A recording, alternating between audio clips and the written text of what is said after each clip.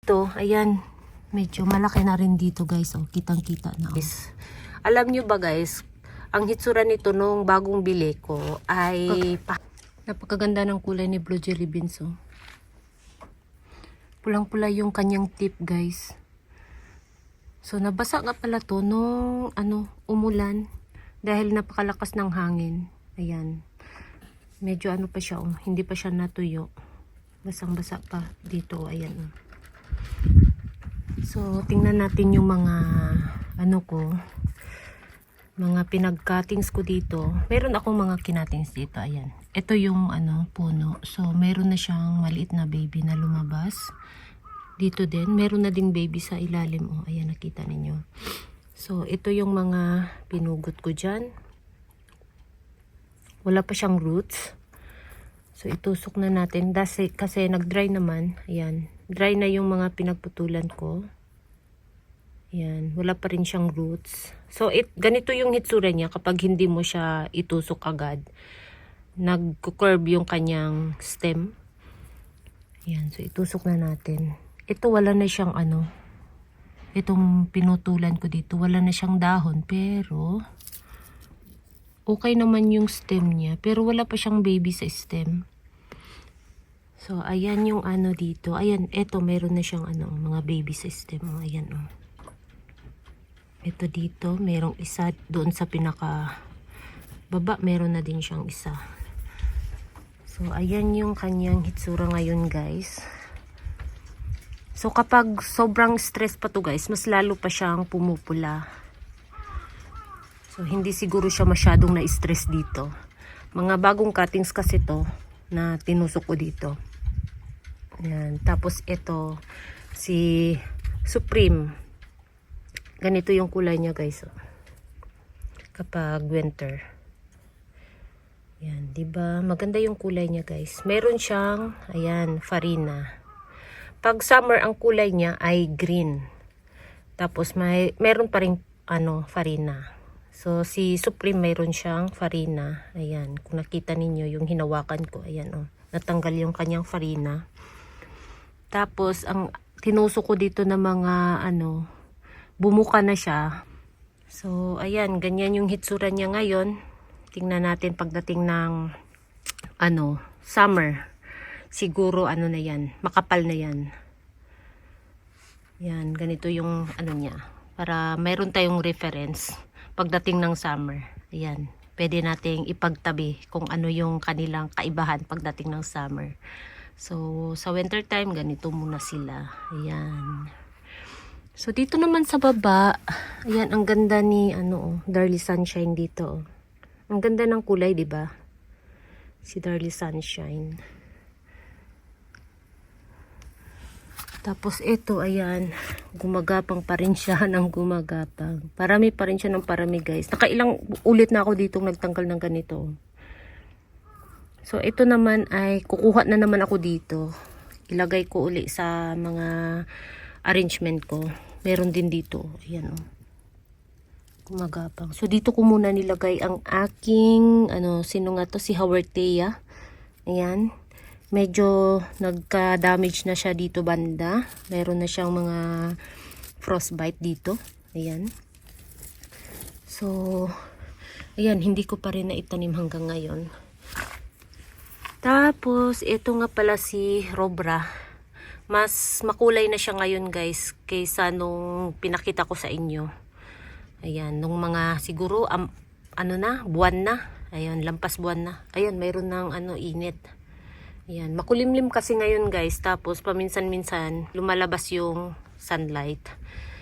So yung baby niya sa ilalim guys, kasi medyo malaki na, so gusto kong i-update kayo kung ano na yung hitsura niya sa baby. Ayan, ganyan na yung hitsura ng babies niya guys. Dito mayroon dito, ilang babies ba to? Isa, dalawa, tatlo, apat, tapos mayroong isang bulaklak dito. Ayan, si Robra. Tapos dito naman mga flowers lang ang naglabasan. Ayan. Meron yata siyang baby? Wala siyang baby. So ito yung pinakapuno guys. Pinaka mother plant ito. Tapos ito, mga ano na lang to, mga babies na galing dyan. Ayan, oh, nakadikit pa siya sa ano, mother. Ayan, meron pa siyang ano, diba? Stem, galing doon sa mother plant. Ayan. So, itong mga baby dito, ganun din ang mangyayari. Magiging ganito din. Magkakaroon sila ng parang ano, parang stem. Ayan, oh, nakadikit pa rin, oh. Hindi ko pa rin tinatanggal. Tapos dito, ayan, medyo malaki na rin dito, guys, oh. Kitang-kita na, oh. So, dito rin, mayroon siyang 4 na babies. Ayan. 1, 2, 3, 4. So, meron din siyang 4 na babies. So, bukang-buka siya kasi yung baby niya ay palabas. So paminsan-minsan kapag umuulan, nababasa sila. So, hindi ko to sila dinidiligan dito banda kasi nga kapag umulan, nakaka-receive sila ng rainwater dito. Lalo na kapag malakas yung ano, hangin, tapos may kasamang ulan. Ayan, katulad dito. Ayan, oh. Diba? Basa. Ayan, oh. So, nakaka-receive sila dito paminsan-minsan ng ano, tubig kapag umulan. Ito, oh. Chabing-chabi pa rin, oh. Chabing-chabi pa siya. Excited na ako makakita ng flower nito, guys. Kasi never ko pa talaga siyang nakitang nagkaroon siya ng bulaklak. Tapos, ito si Christmas Eve. Ito rin siya, nabasa din siya. So, dito banda, oh, basa pa, oh. Ayan, diba? Basa pa dito banda. Ayan, marami siyang dry leaves. Ayan. So, magkakaroon nga pala kami ng -degree sunod-sunod. So, ayan yung aming temperature sa mga susunod pa na mga araw. So, ang mga lowest temperature namin ay sunod-sunod -degree. So, syempre, dito banda, ano to, takpan ko to ng frost cloth. Ayan, para hindi sila magkaroon ng frostbite. So, ito si Chris and Ryan. Ayan. Medyo gumanda na ang kanyang kulay ngayon. Nagpo-purple na siya, guys. Tapos, meron siyang baby sa ilalim, oh. Ayan, merong pimples na maliit dyan. Ito, meron din dito. Ayan, dito, banda. Ayan. Ayan, oh. So, ayan, si Chris and Ryan, guys. Ayan, maganda yung kanyang kulay ngayon. Nagpo-purple na siya. Tapos ito, hindi ko alam kung sino to siya, guys. Hindi siya si Bruns. Kamukha lang sila ni Bruns. Ayan. Pahaba kasi yung dahon niya, guys. Yan, oh. Kung nakita ninyo, pahaba. So, tingnan natin sa mga darating pa na mga araw. Ayan. Panahon. Buwan. Tapos, ito, guys, oh. Gumaganda ang kulay ni, ano dito, oh. Ni sino nga to? Si Harry Watson. Ayan. Gumaganda ang kanyang kulay dito, guys. Meron na naman tayo dito si Peach Boy. Ayan, Momotaro or Peach Boy. So, tanggalan natin ng flower, guys, kasi malamig pa yung panahon natin. So, para hindi sila maubusan ng energy during winter time. So, ayan. Tinatanggalan ko ng mga flower. Pati yung mga ano ko, succulents ko sa mini greenhouse, tinatanggalan ko rin ng flower yung iba. Pero yung iba, pinagplanuhan kong ano ba yun? Seeds propagation. So, inaantay ko munang lumaki konti yung kanyang flower para pwede nating i-pollinate kung sino yung mapagtripan na i-pollinate sa kanya. So, ito naman si Tito Buns. Ayan. Maganda din ang kulay ni Tito Buns kapag winter time. Ayan. Mas lalo pa to siyang magpipink, guys. Tapos ito, mga ayan, kasama ni Tito Buns naman sila. Pachyphytum compactum. Ayan.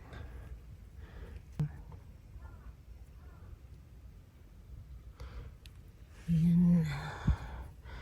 Medyo kulang sila sa tubig, pero okay lang kasi winter kasi.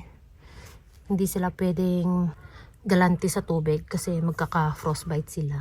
Lalo na dito na hindi ko sila tinatakpan ng mga plastic. Ang tinatakip ko lang dito ay frost cloth. Para maiwasan ko lang magkaroon ng frostbite ang kanilang dahon. Kasi sayang kapag nagkaroon sila ng frostbite, sayang. Mangingitim yung dahon, magtubig. So, ito naman si Graptoveria Moonglow. Yan. So, pakunti-kunti meron siyang baby na bago. Ayan. May mga babies dyan na bago. Ayan, dito din, Yan. So, pagdating ng nito, spring, kapag nakaramdam na sila ng medyo mainit-init na temperature, magbukahan uli ito, guys. Maghitsura na naman siyang lash. Ayan. Dito, meron dito. Ayan. Palabas na baby. Ayan. Bagong baby na naman. So, ayan, guys. Si Graftoberia Moonglows. Hindi siya masyadong makulay ngayong taon dito. Last year yata, or sa mga mas pink talaga siya, guys, itong aking Graftoberia Moonglows. Ngayon hindi masyado, siguro dahil bagong tanim siya dito. Tapos meron tayo ditong si sino nga to, si ice plant. Yan, nangungulubot pa rin siya. Yan, diba, kumakapal na siya ng kumakapal, guys. Tapos meron tayo ditong mga maliit na nilagay. Ayan. Ito ay mga kinuha ko lang kung saan saan. Kapag may nakita ako, dito ko nilalagay. Ayan. Sayang kasi kapag namatay, diba? Yung baby ni Graftoberia Moonglows, guys. So, ayan. Diba? Ang bilis lang niyang magkaroon ng babies. Ayan. So, madali lang siyang i-propagate sa dahon. Madali lang din siyang i-propagate sa cuttings. Ayan. Tapos ito naman si si Maria yata to, guys. Yan, si Maria. Echeveria Maria. So ito, guys, maselan siya sa winter. Pero ito, napakatagal na kasi niya dito. Nagsimula lang kasi ito sa dahon na katulad nito, yung nasa ilalim kung nakita ninyo. Ito. Ito, may baby, di ba? Nakita ninyo yung baby dyan? Ganyan lang siya nag-umpisa, guys. Hanggang lumaki siya ng lumaki. So, hindi ko na pinakialaman kasi sayang at nasanay na siya dito banda. Yan. Pero nagkaka-frostbite pa rin siya, Ayan, Ito, frostbite, Ayan, ganito yung hitsura kapag nagka-frostbite. Ayan, nagtutubig yung dahon niya. Pati yung stem niya nagka-frostbite na rin. Pero yung iba, okay. Ayan, okay pa naman. Ayan. So, yung medyo nakatago sa ilalim, medyo okay pa. Yan. Tapos, meron tayo ditong ito si Cupid, guys. Alam nyo ba, guys, ang hitsura nito nung bagong bili ko ay pahaba yung dahon niya. Bilog na pahaba. Parang ganito, Parang ganito yung dahon niya. Pahaba na bilog. So, ngayon, after mga ilang taon, ewan ko bakit nagiging ganito na siya. Yan. Lumalapad yung kanyang dahon. Hindi ko alam bakit. So, kahit mag-propagate ako dito sa dahon niya, ganun pa rin ang lumalabas. Ganito pa rin. Palapad pa rin. Para pa rin siyang si Davy. Pero hindi siya si Davy, guys. Ang dahon ni Davy ay mas malapad. Ito kasi, ayan, mayroon siyang parang pagka, topsy-turvy. Ayan, tingnan niyo yung dahon niya sa likod, diba? So, ang nito, parang pinaghalong topsy-turvy at si Davy. Ayan, itong si Cupid. So, hindi ko alam bakit ganyan yung hitsura niya. Ayan, Yan lang yung kaibahan niya kay, kay Davy. Ayan. Itong dahon niya sa likod, kamukha ni topsy-turvy. Ganito yung dahon niya, tapos pahaba. Ngayon hindi na, palapad na siya. Si Cupid. Ang dami niyang baby sa ilalim, guys, So, yung pinaka-head dito sa baba, tinanggal ko kasi nagkaroon ng damage nung summer. So, tinanggal ko na. At ayan, naglaba siya ng maraming babies dyan sa gitna.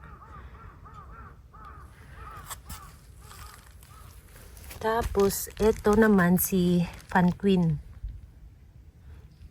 So, ayan si Fan Queen. Ito din si Fan Queen, guys. Mabilis lang din to siyang i-propagate sa dahon. Pwede din siya sa cuttings. Kapag kinatings ninyo, ayan, magiging ganito yung hitsura. Ayan, Meron ditong 3 baby. Meron dito sa ilalim na isa. Ayan. So, madali lang din siya magkaroon ng babies. Ayan, hindi siya maselan. Madali lang siyang alagaan. Ayan. So, isang puno lang to. And then, ayan, nag-anak-anak na siya. So, hindi ko na alam kung alin dito yung pinakapuno. Kasi, isa lang to siya. Yung tinanim ko, isang puno lang. And then, nagkaroon na siya ng mga, yung mga baby sa gilid. Yan, naglabas na siya, nag-cluster na siya. So, madali lang siyang mag-cluster itong si Fan Queen. Yung tip niya ay nagpipink. Yan. Kapag sobrang stress siya guys, nagpipink siya. So, hindi siya stress dito banda. Lalo na at bagong tanim siya. Meron akong hinalo dito na fertilizer. Ayan. So, ito naman, ayan, ang aking Adolphi dito. Okay pa naman sila. Wala pang nagkaroon ng frostbite. Yung mga, dito, ito, mga tinanggal ko ay mga, yan, yung mga naglabasan na katulad nito. Ayan, kanyang flower. Para magkaroon siya ng bagong babies dyan sa stem. Kaya tinanggal ko yung mga bulaklak. Tapos ito yung mga pinagputulan natin nito. Ito siya galing dito. Ayan. So, meron na rin siya mga pimples sa stem. Ayan. Mga bagong babies na naglabasan rin. So, ayan yung mga hitsura guys. O, ayan o. Daming baby o. So, dito naman okay pa naman siya. Hindi pa naman siya nagkaroon ng frostbite. Ayan. Ito lang guys ang nagkaroon ng frostbite. Itong aking super balm. Natuyo na yung kanyang mga dahon. Nagkaroon siya ng frostbite. Yan. Pero yung stem niya ay matigas pa naman. Nagtanggal ako dito ng siguro mga 4 na dahon. Tinabi ko kasi sayang kapag ayan, matuluyan siyang mamatay. Mahirap pa naman to hanapin dito sa amin, si Super Balm.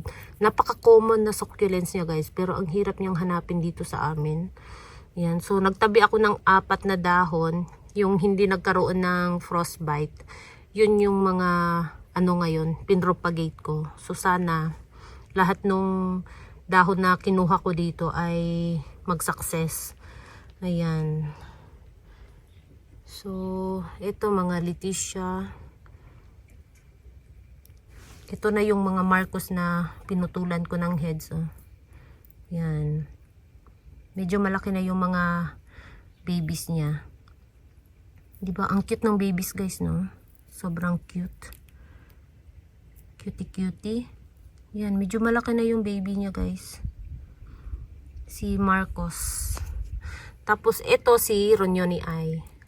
Nung bago mag-summer last year guys, ang laki nito, kasing laki ng aking kamay. Ngayon, ganito na yung hitsura niya. So, tingnan niyo ang aking kamay. Diba? Napakaliit na niya ngayon. Ayan.